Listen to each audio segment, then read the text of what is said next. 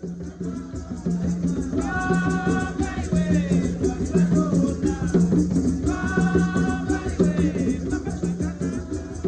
14th of July 2024 was a very sad day for us because we lost very important members of the family. These were my young brother's daughters, aged 10 and 6. I got a call late on the 14th of July, and this brother that called me, we don't normally talk, but that day I could tell from his voice that something was wrong. So anyway, he asked me to rush home where my mom lives because that's where my brother lives with his wife. So I quickly told my wife and my kids to get in the car, and then we rushed to go. While we were on our way there, he then called me again and said, look, now you have to come to the clinic. So now I'm confused, like, why do I have to go to the clinic now? Is something wrong? And I started now panicking. But anyway, I managed to keep my composure.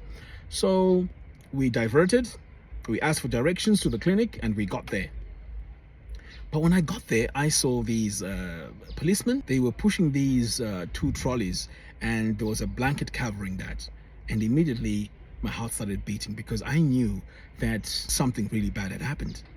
So I located my brother quickly, and he's crying now. So I asked him what happened, and straight away he says to me, well, my kids are dead. So now immediately I'm asking, what happened? How did they die? And I'm panicking. And for me, I'm not comfortable with situations where there's death involved. I'm very weak like that. So I was at the same time trying to be strong, but also wanted to know what was happening. And that's when he told me that the other 2 kids were in intensive care at Harare Hospital, which is now called Salim Gabe Hospital. And also the wife was in intensive care. So immediately I said, well, jump in the car, let's go, because we need to find out what is happening with them. So we rushed there. So at this point now, this for me was because all those horror stories that we hear about the healthcare in Zimbabwe, this was the time where I had to assess and see if the healthcare really works, because we had now a tragedy on our doorstep. So anyway, we get there. I was amazed by how massive the place is. Now, even though I was born here in Zimbabwe, I'd never been to Harare Hospital. This was my first time there. The place was massive. It was huge. So anyway, we rushed to the hospital. We got to the intensive care unit for the kids. So we asked the guard if we could go in, and we explained our situation. And at first he said, look, you can't go in because this area here is very sensitive. So I pleaded with him, and I explained to him my situation. At that point, this story had now gone in the papers because it was something that happened so fast, and the news media were on it like crazy. It was H Metro who had already published the story. So anyway, I managed to go in to see the kids. As soon as I got to the to the intensive care unit, it was very, very quiet. Like the inside of the hospital was very, very quiet. But I guess maybe it was intensified because of how I was feeling, because I had so many things going on in my head. So anyway, I got in, I spoke to the nurse, and when I got in, I started walking towards the beds. They directed me to where the kids were. I was within about 3 meters of the children. I could not explain what happened. I just broke down and started crying. I started crying so deep. It felt like the crying was coming from the heart, and I could not control it. So the nurse quickly came to me. He held my hand, and then he just dragged me out of the hospital. And he just told me that, look, I don't think you should be here to see these kids. This is a very, very emotional situation. Now, I guess what made me really cry was the kids were still in a coma. They're not breathing. And it just hit me at that moment that they could be dead. So that emotion I could not handle. So anyway, I spoke to the nurse and I asked her how they were doing. So basically they were saying, well, right now we can't say much because they were put on oxygen. We can't say much. We just have to wait and see. And they had some drips also attached to them. So at least I was confident that they were being taken care of. So we went out And then we asked to see my sister-in-law. Again, this was a different department, but again, I was impressed with the doctors and the nurses. They did a very good job. They were there, explained to us everything that was happening. Now, I did not take any pictures because I felt that was disrespectful to take my camera, inside the ward where, people were ill and sick and so on. I just felt like I was invading their privacy. So I didn't take any videos or any pictures of that. So anyway, while we were there, the first thing that I noticed was we're asked to go and buy some medicine. So at that point, I realized that the hospital did not have any medicine. That is why we were told to go and buy the medicine. Now, luckily, the pharmacy was just outside the gate. So we went there, bought the medicine. I think it was about between $15 and $20. We took it back to the nurses, and then they started using that. Later on, we got a call from the doctor saying they wanted to have some blood tests to see what was in the blood that may have caused this, because there were two conflicting things. The neighbors on the ground, they saw a lot of foam on the mom's mouth and also the boy, and the little kid, she had messed herself up so bad, but the other two had already passed away. So that's what the witnesses saw. So the frothing of the mouth, for them, they all unanimously say that is what happened. And on the other hand, now we were being told that there was a pot in the room and they were cooking some rice in the room, and this rice burnt and they choked on the smoke, and that's how they passed away. I had to spend the whole night, or pretty much majority of the night, at the hospital because I really wanted to know what the blood results were, so that at least we would know what the issue was. That was the first thing. So I said, okay. So I guess the idea that the frothing was caused by poison was actually wrong. So I said, okay, no problem.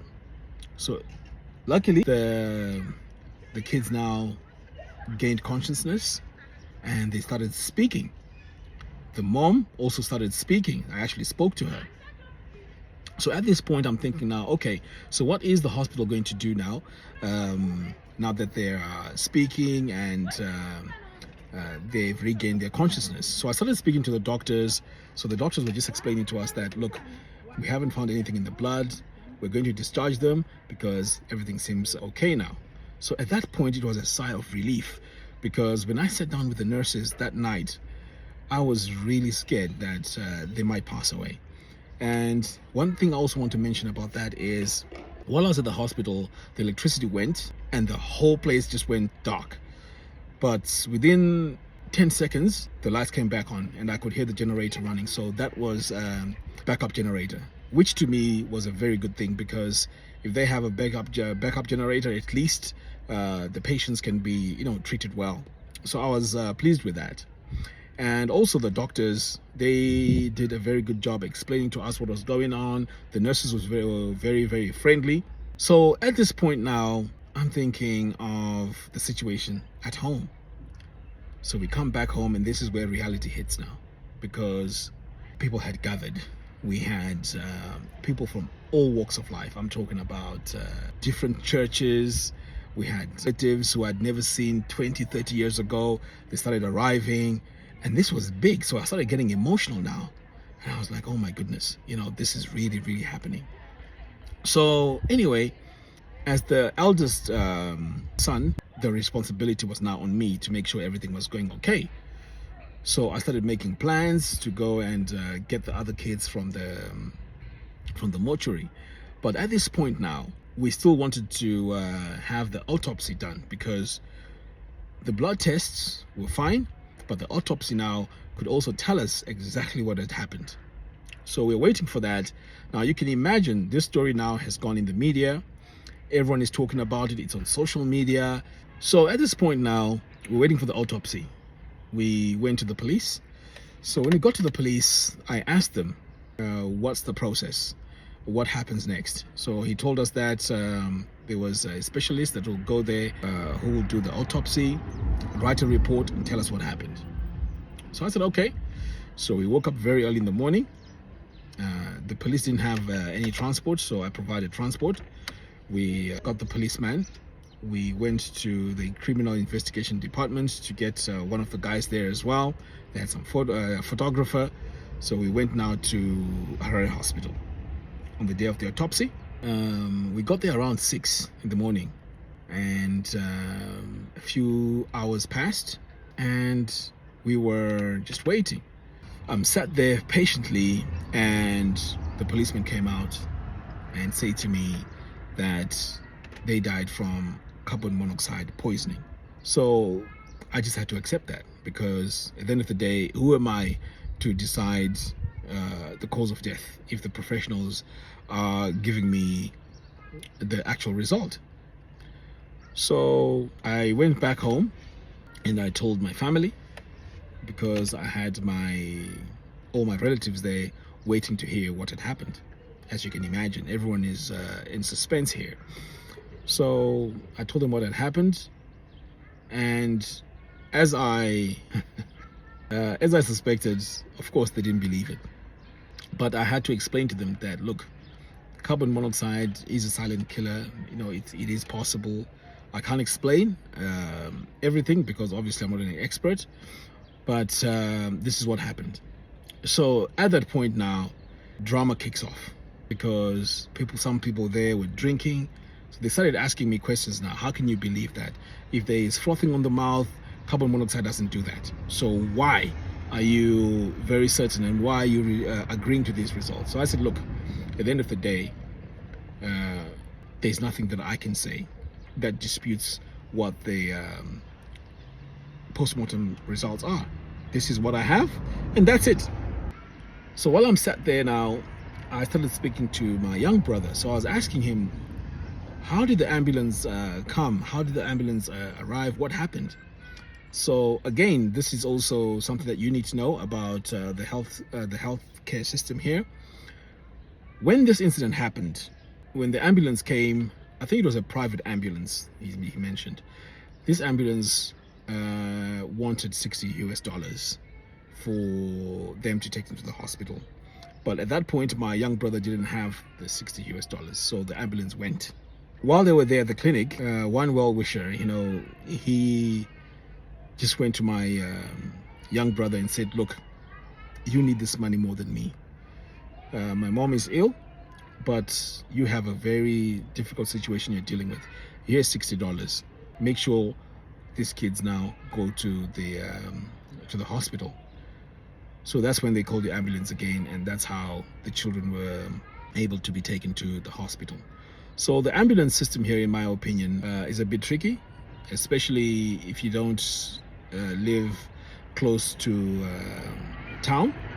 It can be very tricky for the ambulance to come, and if it does, if it's private, it's paid for. So that's what I noticed about that. So anyway, I also asked him about the service itself, the ambulance, the driver and everything, and he said he was pleased with that. The only thing was, if you have an emergency situation and you don't have any money, then pretty much you are in big trouble. Okay, you're in big trouble. So anyway, the next day, people started gathering again, and this time we had huge crowds. We had huge crowds of people.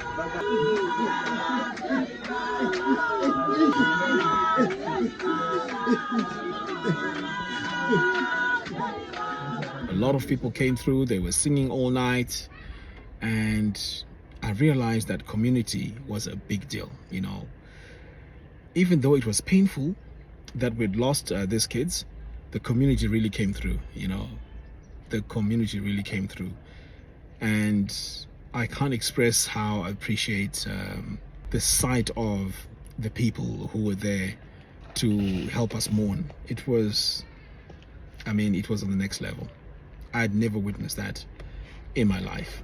It was huge.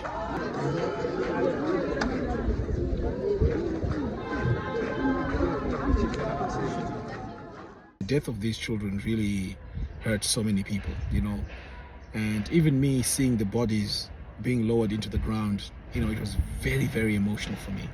And till today, that vision, it really comes and it's almost like a nightmare. And what really touched me the most was the fact that when my children came to Zimbabwe from the UK, they had bought some presents, because my children and my young brothers and the kids, they are very close, they're cousins, they're very, very close. So they had brought some presents, and we were actually planning to go and spend some time there. And to tell my children that this is what had happened was not easy. It was tough. It was really, really tough. So talking about community, I've just created a website called ruwaorganic.com.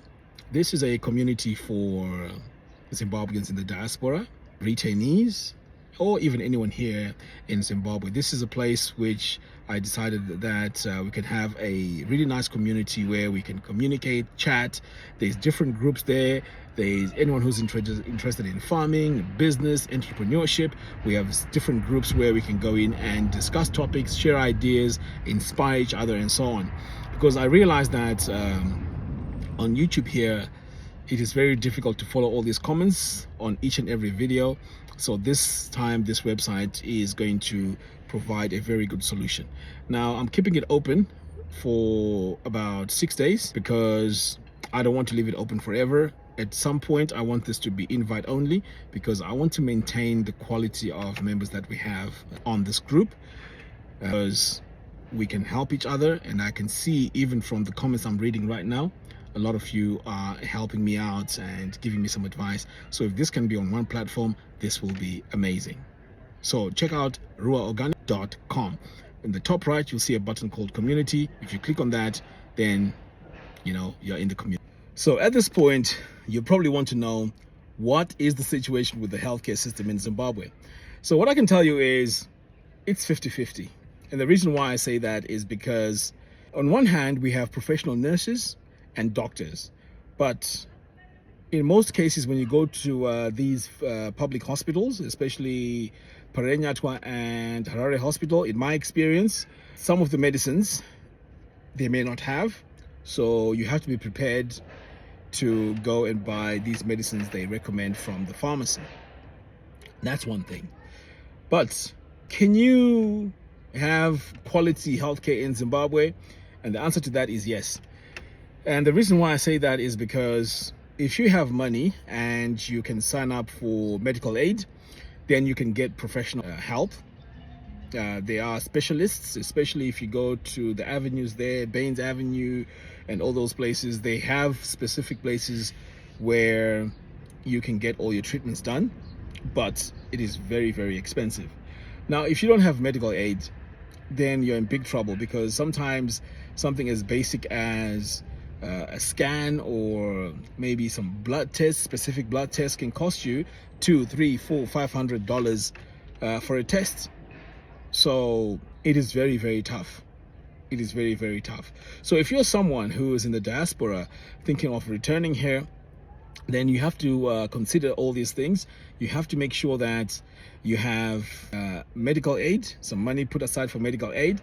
And this comes also in in different tiers, because a basic medical aid could cover maybe just the pills, but another one could cover, let's say, some medicines. And if you do go to the hospital and you get treated, it may mean that you might have a shortfall. So it just depends on the package that you choose. Because if you don't choose the right package, then obviously you're going to have a shortfall. You're going to ask to pay more money. But at the end of the day, I think healthcare in Zimbabwe, based on that, is very expensive, because you would need to pay maybe in the region of $100 a month for you to get decent care, where if something was wrong with you, you can just simply go to SIMAs or any approved places, get treated, and pretty much you are good to go. The other thing as well that I noticed was there are not so many ambulances here. So if you fell ill, then it's a big deal, because the ambulances won't come as quick. But that said, I actually signed up for an ambulance service where I pay $1 a month, and they have a radius of Harare. Yes, so if anything was to happen to me, whether it's a car accident and so on, and I call them, they would come and attend to me. but I pay $1 a month for this service. I'll also try and add the details on our community website as well, if you're interested in that. So that in itself will cover you, because there are situations where I've actually witnessed an accident, and for about 30 minutes, nothing. There was no ambulance, nothing was actually coming. So you can imagine in a situation where maybe this is a fatal accident and someone is bleeding out, you can actually lose your life. That's how bad it is. So you have to consider this when you think of coming here to Zimbabwe. Now, one may try to politicize this, and I know obviously when you talk about health, politics has to be involved.